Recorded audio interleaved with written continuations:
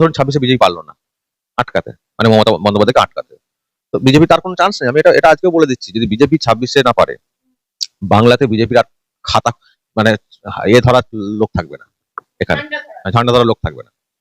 তখন কি হবে? তার মানে কি তৃণমূল একেবারে ড্যাং ড্যাং? না, 26-এ পরিবর্তন হোক বা না হোক, 26-এ তৃণমূল বিজেপি হারুক বা জিতুক, 26-এর পরে কিন্তু তৃণমূল কংগ্রেস থাকবে না। বিজেপি জিতলেও তো এমনি থাকছে না, বিজেপি হারলেও 26-এর পরে যে ইকুয়েশন তৈরি হবে বাংলাতে, তৃণমূলের পক্ষে কিন্তু এখানে থাকাটা সহজ হবে না। এখানে তৃণমূল থাকে আরো একটা কারণে, বিজেপি আছে বলে। কারণ বিজেপি থাকলে একটা মেরুকরণ থাকে, সেই সুযোগটা উনি নেওয়ার চেষ্টা করেন, মানে মুসলিমদের ভোটটা নিয়ে। কিন্তু বিজেপি যদি এখান থেকে চলে যায়, বিজেপি জুজু দেখিয়ে যে ভোটটা আদায় করেন টিএমসি, সেই জুজু তো দেখাতে পারবে না।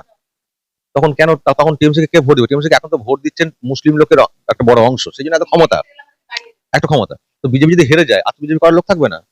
তখন অন্য কোনো বিকল্প নিশ্চয়ই কেউ না কেউ উঠে আসবে, নিশ্চয়ই উঠে আসবে, নতুন দল হোক কিছু একটা আসবেই। তখন তো ওই ভোটটাকে তো রাখতে পারবেন না, তখন এমনি তৃণমূল শেষ হয়ে যাবে।